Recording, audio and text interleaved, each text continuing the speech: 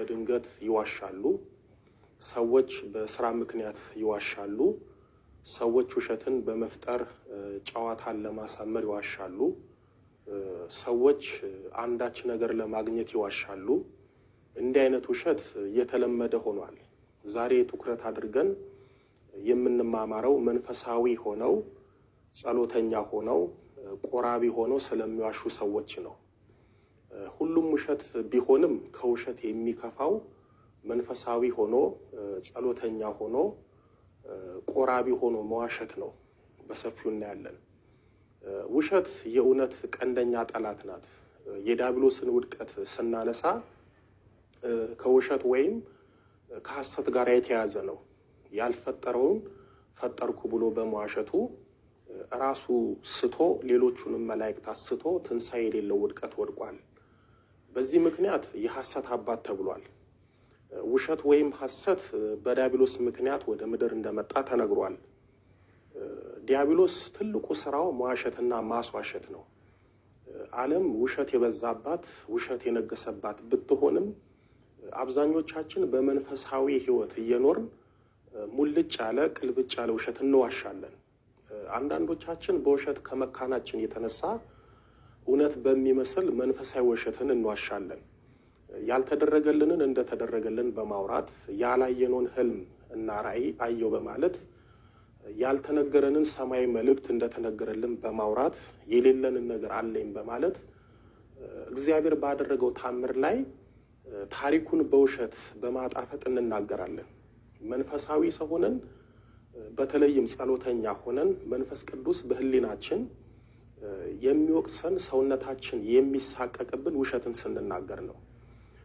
የሚገርመው ሁላችንም በሚባል ደረጃ ንስሐ ስንገባ ሁላችንንም ያማከለ ኃጢአት ዋሽቻለሁ የምትለው ኃጢአት ነው። ከህፃናት እስከ አዛውንት ንስሐ ሲገቡ ዋሽቻለሁ የሚለውን ኃጢአት ቀድሞ ይናገራሉ። ውሸት ንስሐ ለምንገባ ሰዎች ግንባር ቀደም ኃጢአት ነው። በህይወታችን ለበጎም ይሁን በልምድም ይሁን ውሸት ያስቸግረናል። ውሸት የተለመደ ኃጢአት ነው። ዲያብሎስም ለመጀመሪያ ጊዜ የሰራው ኃጢአት ውሸት ነው። እኛም በልጅነታችን ቀድመን የምንሰራው ኃጢአት ውሸት ነው። የወለላይቱ እመቤት ልጆች አባታችን አዳምና እናታችን ሔዋን ከገነት የተባረሩት ለመከራ የተዳረጉት በተለይ እግዚአብሔርን የመሰለ ጌታ ገነትን የመሰለ ቦታ ያጡት የስጋና የነፍስ መከራ የሸመቱት እውነት የመሰለን በዲያብሎስ የተቀነባበረን ውሸት በመስማታቸው ነው። ስለዚህ ውሸት በሰማይ የተሰራ የመጀመሪያው ኃጢአት ነው። ሰሪውም ዲያብሎስ ነው። ውሸት አዳምና ሔዋን ሰምተው የወደቁበት ኃጢአት ነው። ዲያብሎስ አዳምና ሔዋንን አምላክ ትሆናላችሁ ብሎ ዋሻቸው። እነሱም ውሸት ሰምተው እንኳን አምላክ ሊሆኑ ሰው መሆን አቃታቸው። በውሸት አምላክ መሆን ሽተው ተጎዱ፣ ከገነት ተሰደዱ። ውሸት እግዚአብሔርን እና አዳምን ሔዋንን ያለያየ ኃጢአት ነው። ውሸት አዳምና ሔዋን ላይ ሞትን ብቻ ሳይሆን ሞትን ያመጣ ኃጢአት ነው። ውሸት የአዳምንና የሔዋንን ጸጋ፣ ክብር፣ ሞገስ ያሳጣ ኃጢአት ነው። በአጭሩ ውሸት እግዚአብሔርን ያሳጣ ከገነት ያስወጣ ትልቅ ኃጢአት ነው። ጌታችንንም ስናስብ በእርግጥ ጌታችን ወደዚህ ምድር የመጣው በሞቱ ሞታችንን ሊሽርልን ቢሆንም ጌታችን ሊሞት የቻለው በአይሁድ በውሸት ክስ ነው።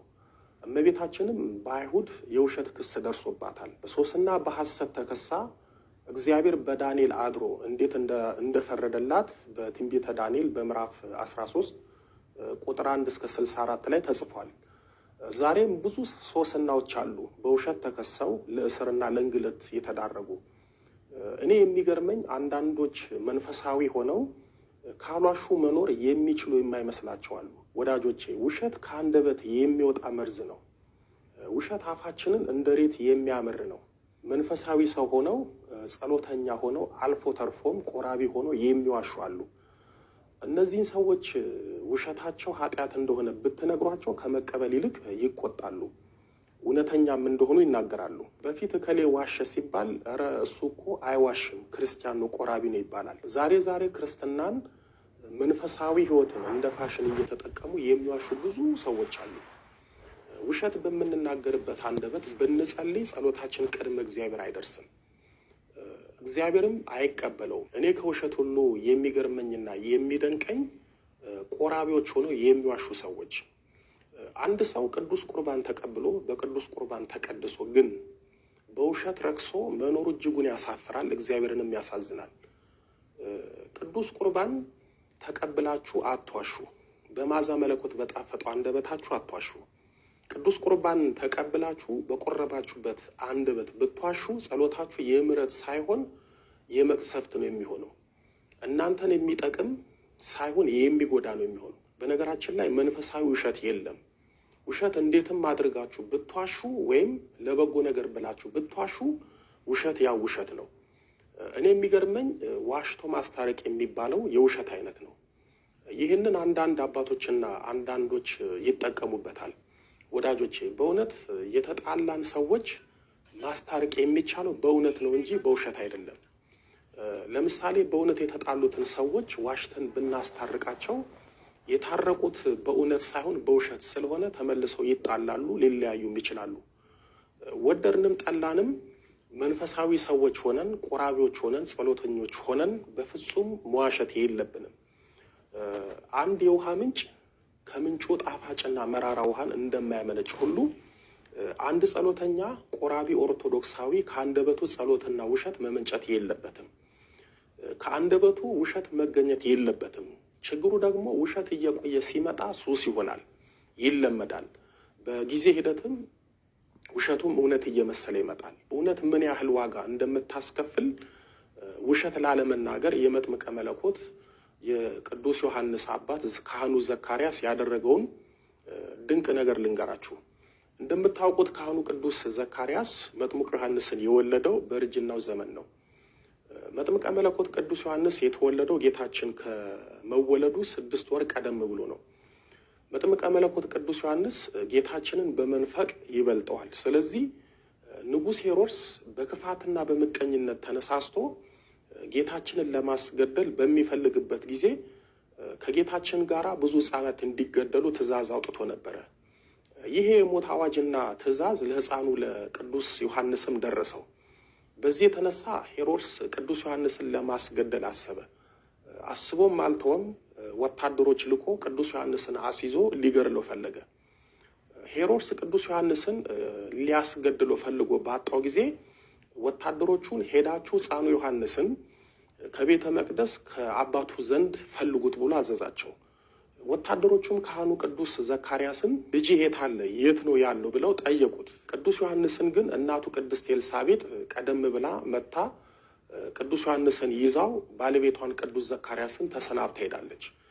ቅድስት ኤልሳቤጥ ሕፃኑን ቅዱስ ዮሐንስን ይዛው እንደሄደች ነው የሄሮድስ ገዳይ ወታደሮች መጥተው ቅዱስ ዘካርያስን ልጅ የት ነው ያለው ብለው የጠየቁት።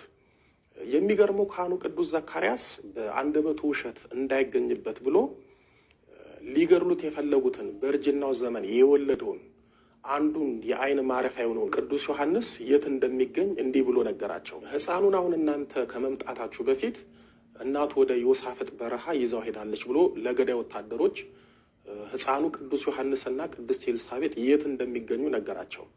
እንደነገርኳችሁ ካህኑ ቅዱስ ዘካርያስ ልጁ ቅዱስ ዮሐንስና ሚስቱ ቅድስት ኤልሳቤጥ የሚገኙበትን ቦታ ለወታደሮቹ እንደሚገድሏቸው እያወቀ እውነቱን የተናገረው በአንደበቱ በፍጹም ውሸት እንዳይገኝበትና ውሸት ላለማውራት ነው። እውነት እንደዚህ አይነት ዋጋ ታስከፍላለች። እንዲህ አይነት የውሸት ተግዳሮት ትልቅ ፍጹምነትና እምነት ይጠይቃል። ካህኑ ቅዱስ ዘካርያስ በሚጸልይበት መስዋዕት በሚያሳርግበት እግዚአብሔርን በሚያመሰግንበት አንደበቱ ውሸት ለመናገር በፍጹም አልፈለገም። ዛሬኛ በምንቀድስበት ቅዱስ ቁርባን በምንቀበልበት በምንጸልይበት አንደበት ቅርጥፍ አድርገን ውሸት እንናገራለን። እንዲህ አይነት ውሸት ጸሎታችንን ይይዛል። እንዲህ አይነት ውሸት ጸሎታችንን ያዘገያል። እንዲህ አይነት ውሸት ከእግዚአብሔር ሊመጣ ያለውን በረከት፣ ረድኤት፣ ቸርነት፣ ስጦታ ያርቃል። በእርግጥ እኛ እንደ ቅዱስ ዘካርያስ ፍጹም አንደበት፣ እውነተኛ አንደበት ባይኖረንም ላለመዋሸት ዋጋ ባንከፍልም ግን እንደ አቅማችን አለመዋሸት እንችላለን። ቅዱስ ዘካርያስ ላለመዋሸት ለመናገር እውነት የከፈለውን ዋጋ እንዳየን እስኪ ትንሽ የምንላት ለዛውም ለመዋሸት ምክንያት ያላት የመሰወር ጸጋን ያሳጣችሁን ውሸት ልንገራችሁ። ይህች ውሸት በአሁን ጊዜ በጣም የተለመደችና ሰዎች በቤታቸውና በስራ ቦታቸው ዘውትር የሚዋሿት የተለመደች ታዋቂ የሆነች ውሸት ናት።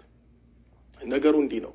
አባ ዞሲማስ የተባሉ እጅግ በጣም ገድለኛ ሰው ሆነው ግን በምድር እንደ መላእክት የኖሩ ታላቅ አባት ናቸው። እኛ አባት ባለ ዕረፍታቸው ሚያዝያ 9 ነው።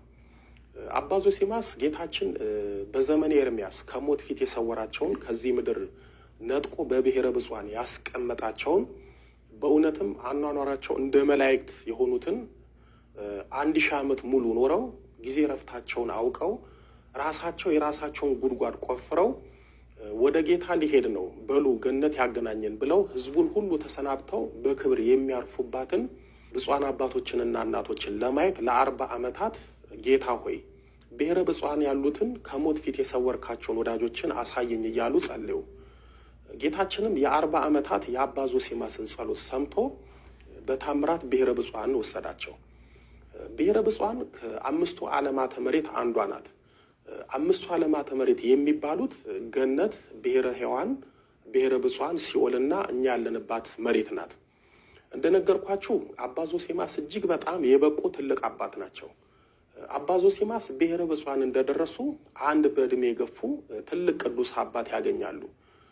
እኛ አባት ከምድር የመጣ ሰው አይተው ስለማያውቁ እጅጉን ተደንቀው አባ ዞሲማስን አዩ።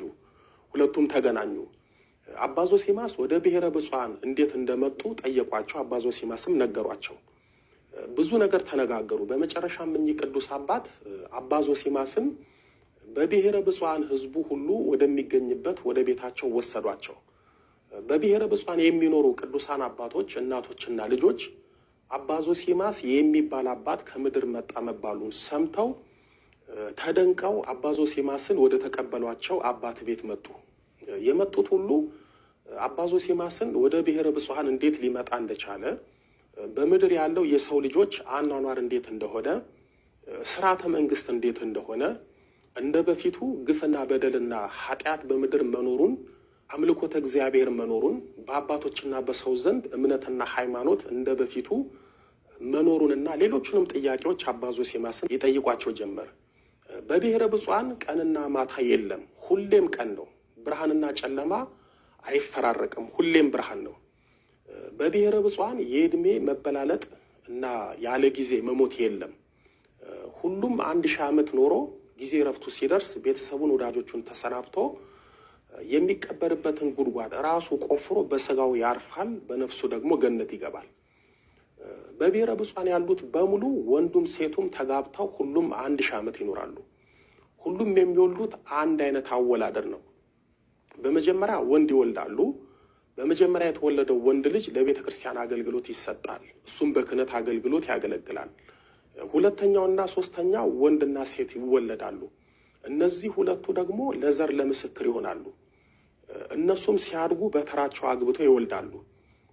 በብሔረ ብፁዓን ያሉት በሙሉ እድሜያቸው፣ ትዳራቸው፣ ልጅ አወላለዳቸው፣ አኗኗራቸው፣ ህይወታቸው አንድ አይነት ነው።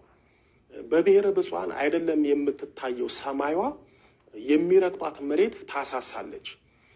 የብሔረ ብፁዓን መሬቷ እንደ ፀሐይ የሚያበራ ነው። በብሔረ ብፁዓን መሬቷ የብርሃን ጸዳል የሚፈልቅባት፣ የብርሃን ጸዳል የሚጽደለደልባት፣ አይደለም ለመርገጥ ለማየት የምታሳሳ ናት። በብሔረ ብፁዓን ያሉት አባቶች፣ እናቶችና ልጆች ራሱ ጌታችን ሁል ጊዜ በዕለተ ሰንበት መጥቶ ራሱ ቀድሶ ቅዱስ ስጋውንና ክቡር ደሙን ያቀብላቸዋል። እንዴት መታደል ነው! በብሔረ ብፁዓን ያሉት አባቶች፣ እናቶች፣ ልጆች ከሰው ዘር ከሐዋርያው ከቅዱስ ማቴዎስ ውጪ ከምድር የመጣ ሰው ለ1000 ዓመታት አይቶ አያውቁም።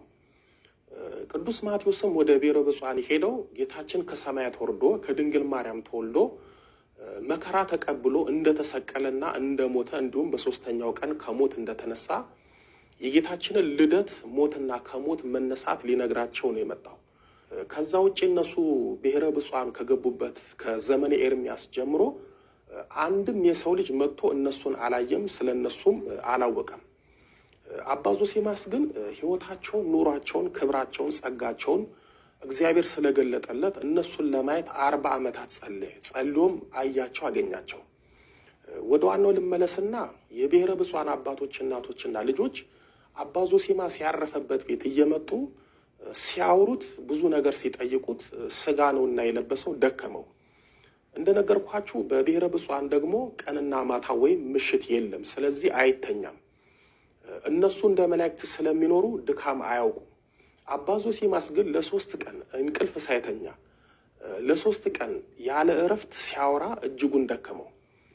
ከዚህ ድካም የተነሳ አባ ዞሲማስ በእንግድነት ለተቀበለው ብፁዕ አባት እንዲህ አለው፣ ከዚህ በኋላ ነው ነገር የሚበላሸው።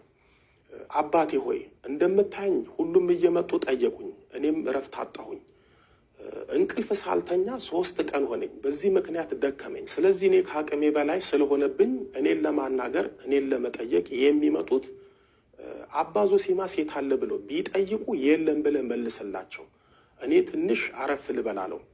ዛሬም ሰዎች የማይፈልጓቸው ሰዎች ቢሮአቸው ቤታቸው ሲመጡ በተለይ በመስሪያ ቤት አለቆች፣ ባለስልጣኖች እዛው ቢሮ ሆነው ሰው ሲመጣባቸው ለጸሐፊያቸው የሉም በይ ማለት የተለመደ ነው። ሰዎች ቤታቸው ሲመጡ ለሰራተኛ የለም በይ ብለው ቀጭን ትዕዛዝ ይሰጣሉ። እኚህ ብፁዕ አባት ለመጀመሪያ ጊዜ ውሸት ሲሰሙ ጮሁ። ይህ ሰው ውሸታም ነው፣ ከምድር የውሸት እንክርዳድ ይዞ መጥቶ በሀገራችን ሊዘራ ነው ብለው ለሁሉም ተናገሩ። ይህንን የሰሙት በብሔረ ብፁዓን የሚኖሩት አባቶች፣ እናቶችና ልጆች መጥቶ አባ ዞሲማስን ከሀገራችን ውጣልን፣ ወደ መጣበት ምድር ሄድልን አሉት። በዚህን ጊዜ ለስም አጠራሩ ክብር ምስጋና የሚገባው ጌታችን መድኃኒታችን ኢየሱስ ክርስቶስ ለሁሉም ተገለጸላቸው። እንዲህም አላቸው፣ አባ ዞሲማስ እናንተን ለማየት 40 ዓመት ነው የለመነኝ። በምድር የሚኖር ሰው ደካማ ነው። ስለዚህ ከሀገራችን ውጣ አትበሉት፣ ባይሆን 7 ቀን ስጡትና ታሪካችሁን፣ ሕይወታችሁን፣ አኗኗራችሁን ንገሩት። እሱም ጽፎ በምድር ለሚኖሩት ለሰው ልጆች ስለ እናንተ ያሳውቅ ብሏቸው ከነሱ ተሰወራቸው። እነሱም እሺ ብለው ለአባ ዞሲማስ 7 ቀን ሰጥተው ታሪካቸውን፣ ሕይወታቸውን፣ አኗኗራቸውን፣ መንፈሳዊ ሕይወታቸውን ለአባ ዞሲማስ ነገሩት። እሱም ጽፎ ወደ ምድር ተመለሰ። ይህንን ታሪክ ያነሳውላችሁ አንደኛ መንፈሳዊ ሰው ለራሱ ጥቅም ብሎ እንደሚዋሽና የዋሻው ውሸት ምን ያህል ዋጋ እንደሚያስከፍለውና ጸጋ በረከት እንደሚያሳጣው እንድታውቁ ነው። ሁለተኛ ውሸት እንኳን ለኛ ለተራዎቹ ለአባቶችን ፈተና እንደሚሆን እንድታውቁ ነው። ስለ እውነት አባ ዞሲማስ ያችን ትንሽ የመሰለች ግን ትልቅ ውሸት የሆነችውን ውሸትን ባይዋሽ ኖሮ 40 ዓመት በጸሎት የለፋበትንና 40 ዓመት ጸልዮ ያያትን ብሔረ ብፁዓንን ይኖርባት ነበረ። ሞትን ሳያይ ከብፁዓን አባቶችና እናቶች ጋር ይኖር ነበረ። ግን ትንሽ የተባለች ለመዋሸት ምክንያት ያላትን ውሸት ዋሸ። ለ40 ዓመት ጸልዮ ያያትን ብሔረ ብፁዓንን ለ7 ቀን ብቻ አየ። በመንፈሳዊ ሕይወት በተለይ እየጸለያችሁ ቅዱስ ቁርባን እየተቀበላችሁ በሆኖም ባልሆኖም መዋሸት ጸጋ በረከት ያሳጣል፣ ትልቅ እንቅፋት ይሆናል። ጥበበኛው ሰለሞን በመጽሐፈ ምሳሌ በምዕራፍ 14 ቁጥር 15 ላይ ለሰው ቅን የምትመስል መንገድ አለች፣ ፍጻሜዋ ግን የሞት መንገድ ነው ብሏል። በመንፈሳዊ ሕይወት፣ በጸሎት ሕይወት፣ በቅዱስ ቁርባን ሕይወት ቅን የመሰለ ውሸት ልንዋሽ እንችላለን። ግን ሲደጋገም ፍጻሜው የቆራቢ ውሸታም፣ የጸሎተኛ ውሸታም ያደርገናል። ውሸት ጠበል የማይፈውሰው ሐኪም የማያድነው የአንደበት በሽታ ነው። በነገራችን ላይ ብዙ ሰው ልብ የማይለው ከውሸት መራቅ ከሰይጣን መራቅ መሆኑን አያውቅም። ከውሸት ራቃችሁ ማለት ከሰይጣን ራቃችሁ ማለት ነው። ጌታችን በዚህ በዮሐንስ ወንጌል በምዕራፍ 8 ቁጥር 44 ላይ እናንተ ከአባታችሁ ከዲያብሎስ ናችሁ፣ የአባታችሁንም ምኞት ልታደርጉ ትወዳላችሁ። እርሱ ከመጀመሪያው ነፍሰ ገዳይ ነበር፣ እውነትም በእርሱ ስለሌለ በእውነት አልቆምም፣ ሐሰትን ሲናገር ከራሱ ይናገራል፣ የሐሰት አባት ነውና በማለት ዲያብሎስ እውነት እንደማይናገርና የሐሰት አባት እንደሆነ በግልጽ ነግሮናል። እዚህ ላይ ልብ ልትሉት የሚገባው ዲያብሎስ የሐሰት አባት መባሉን ነው። ስለዚህ እውነት የማይናገርና የሚዋሽ ሰው የዲያብሎስ ልጅ ነው። ምክንያቱም ዲያብሎስ የሐሰት አባት ከሆነ ሐሰት የሚናገር ሰው ደግሞ የዲያብሎስ ልጅ ነው። ስለዚህ ሐሰት ወይም ውሸት በመናገር የዲያብሎስ ልጆች አትሆኑ፣ እውነትን ብቻ በመናገር የእግዚአብሔር ልጆች ሁኑ። ቅድም እንዳልኳችሁ ሁሌም የሚገርመኝ ጸሎተኛ ሰው ቆራቢ ሰው ሲዋሽ ነው። የጌታችንን ቅዱስ ስጋውን በበላንበት ክቡር ደሙን በጠጣንበት አንደበታችን አፋችን መዋሸት ትልቅ ኃጢአት ነው። ቆይ ቆራቢ ሰው ይዋሻል እንዴ? በፍጹም አይዋሽም። ቆርቦ መዋሸት ውሸት ሳይሆን ቅጥፈት ነው። ቅጥፈት ደግሞ ያደገ ውሸት ስለሆነ ቅስፈት እንዳያመጣ ልንጠነቀቅ ይገባል። ጸሎት እየጸለያችሁ የምትዋሹ ከሆነ በተለይ ቅዱስ ቁርባን ተቀብላችሁ የምትዋሹ ከሆነ ጌታችንን ነው የምታሰድቡት። ቅዱስ ጳውሎስ በሮሜ መልእክቱ በምዕራፍ 2 ቁጥር 24 ላይ በእናንተ ሰበብ የእግዚአብሔር ስም በአሕዛብ መካከል ይሰደባል በማለት